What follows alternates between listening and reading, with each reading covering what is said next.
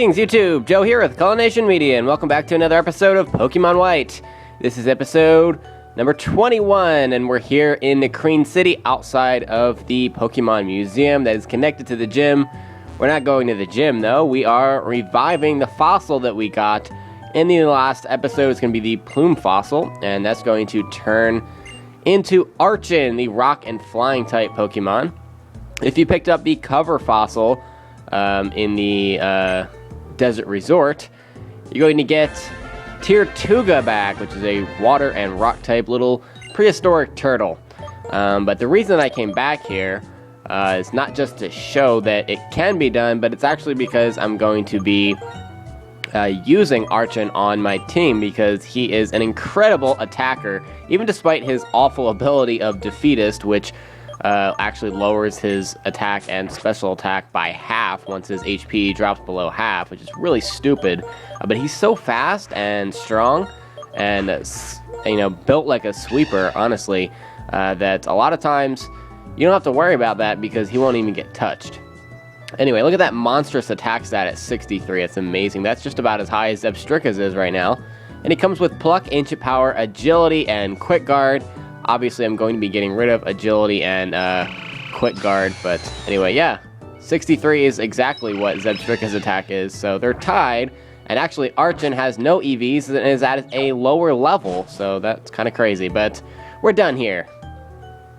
Alright, we're back in Nimbassa City, and we're going to continue on doing what we were supposed to be doing. And first of all, that's going to be exploring before we leave, because the first time that I played through this game way back in 2010, I just ran through the city, didn't go exploring, and you actually missed quite a few items as well as an HM. So make sure you go in all these houses here. In this house here, you can get a Sunstone, which will help you evolve either Cottony or Petalil. So if you pick them up as the grass-type Pokemon for your team, you're going to eventually need that in order to evolve them. So make sure you pick that up. I don't need that, obviously, because Servine is my grass-type, but I figured I would show you where to get one. And this guy right here is going to give you an HM04, Strength. And we're going to need that, obviously, to beat the game. So this will allow us to push giant boulders around, and there's actually one, well, he's saying on Route 16, but there's one kind of all over the place, honestly. So we'll be finding them throughout the game. And probably in the next couple of episodes, we'll be using it to get some extra items and whatnot. In this little room here, the old lady will give you a Soothe Bell, which is great for evolving Pokemon that require happiness or a certain level of friendship in order to evolve. And the main one that I can think of at this point is Woobat. So if you are using Woobat, which obviously I'm not, but a Soothe Bell might help if it hasn't evolved already. Alright, so we're going to go into the musical, not because I want to, and not because I care about the Pokemon musical at all, but there's actually a TM in here that I want to grab, so, I guess we have to do this. So I'm just going to skip through all this stuff. It's going to make you play dress up, so I'm going to do that. We'll just do it with Archon. This will be his initiation onto our team, and we'll give him something sexy to wear. Let's see, let's go with a hula skirt. Oh yeah, look at that wrapped around his neck. That doesn't look dangerous at all. Cool, that was fun. Yeah, okay, just leave me alone. Go away, thank you. That took way too long. Oh, I don't know what to do. Doing the musical would be totally cool, but there's other stuff I want to do. Alright, she's gonna go see the sights of Nimbassa City, so we'll just let her go. And the person that we want to talk to is right over here.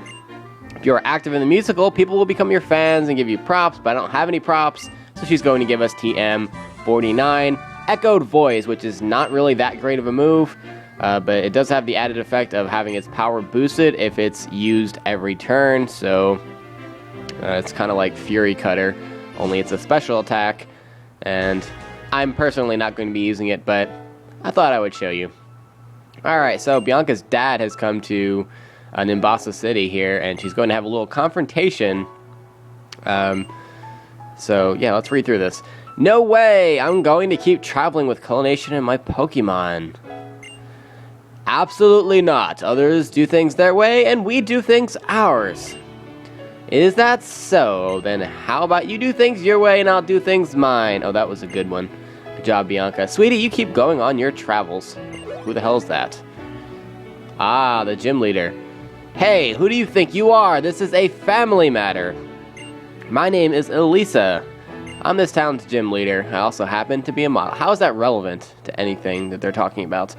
You know, there are many people in this world. There are people whose way of thinking may be completely different from yours. Sometimes, this means you may get hurt. Of course. That's exactly right. It's because I'm worried about that.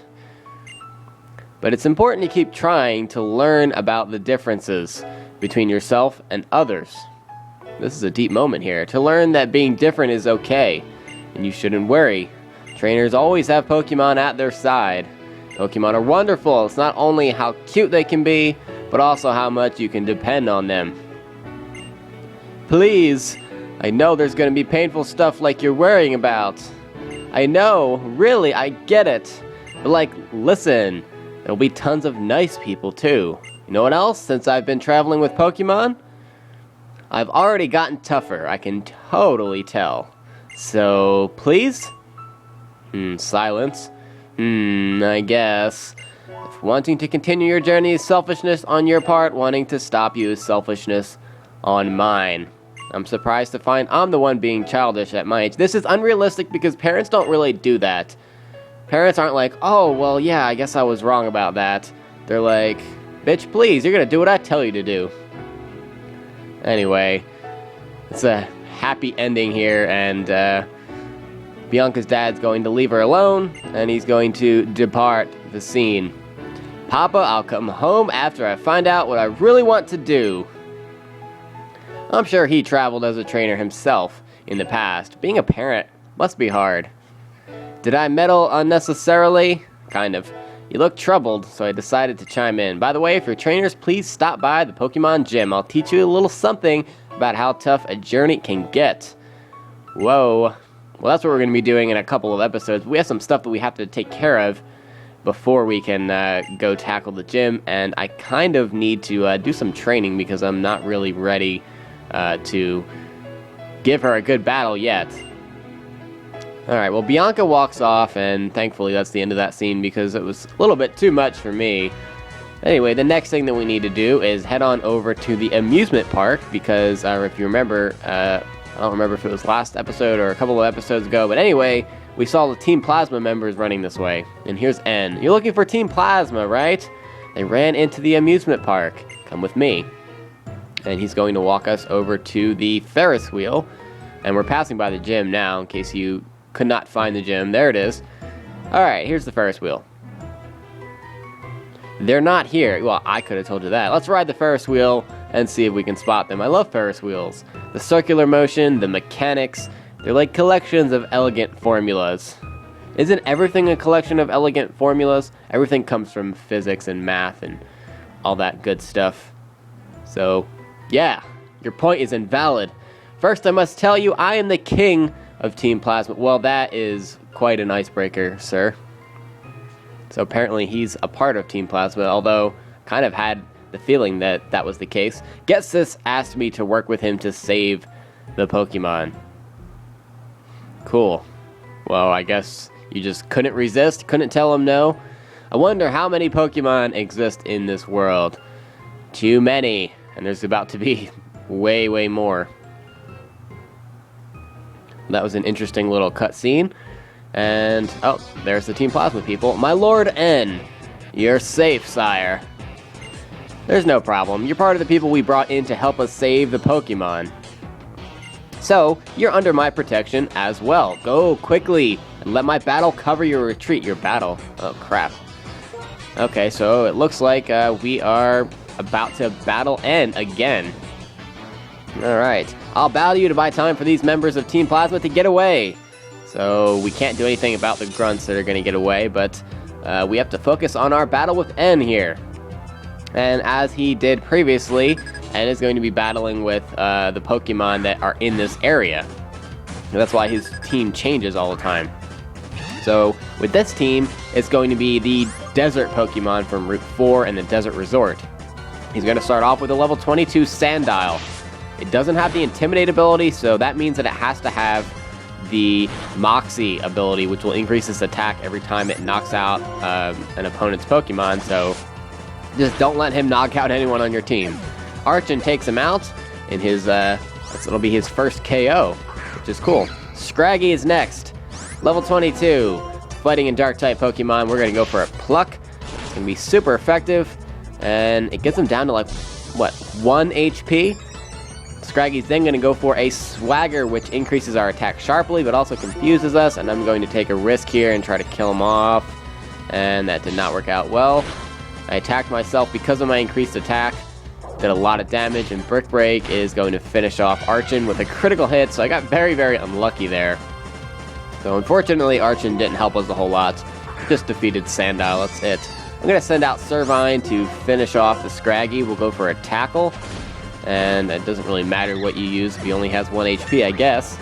But Servine is going to grow up to level 28, and he's going to try to learn the move Slam, but because of Slam's very low accuracy, I'm going to opt to actually keep Tackle instead of switching it out for Slam. Darumaka is next. It's a pure Fire-type Pokemon. It has a crap ton of physical attacking power, so Fire Punch is usually its main attack, and it does a lot of damage, even if it's just inflicting neutral damage. So I suggest using a Water or Ground-type Pokemon, or perhaps even a Rock-type Pokemon, to take it out quickly. Alright, Sigilif is probably the most dangerous Pokemon on this team. It can absorb a lot of hits and deal a lot of damage if you don't have something that's going to be super effective on it. So I suggest using something that has electricity, something that has ice, dark, ghost, or rock moves, and that has a very high-powered attack. Zebstrika has a high attacking stat. We went for a Spark, and that finishes off Zebstrika. He didn't kill himself, don't worry. Sigilif in 1 hit, and that's it for N. You're quite strong, but I have a future that I must change, and for that future... Oh, this is weird. I'll defeat the champion and become unbeatable, unlike any other. I'll make all trainers free their Pokemon. Just try and stop me. Okay, if you insist. If you want to be together with Pokemon, your only hope is to collect the badges from each area and head for the Pokemon League. I was gonna do that anyway, and stop being an idiot. Try and stop me there if you dare. If your conviction is not strong enough, you will never be able to defeat me. Even though I defeated you like 3 times already. Right. Okay. Well, that was fun. And we're not going to see N again for a little while, so we have some other things that we need to take care of. We could just go challenge the gym right now, but again, I don't want to do that at this point. First thing I'm going to do is go heal, and then we're going to head out to Route... I want to say that it's Route 5, but it's to the west of Nimbassa City. We'll see in a minute if it's Route 5. But we'll head out there, and in the next episode, we're going to be battling all the trainers over there. We'll pick up some items, and then we'll go on to what I believe is Route 16, which is to the east of Nimbassa, and we can use Strength to pick up at least 1 item that I know of, perhaps 2. Fight some more trainers there, and then eventually we will get over to the Nimbasa gym and challenge Elisa. But that's going to be it for this episode, guys. Thank you very much for watching, and please stay tuned for episode number 22. Game on!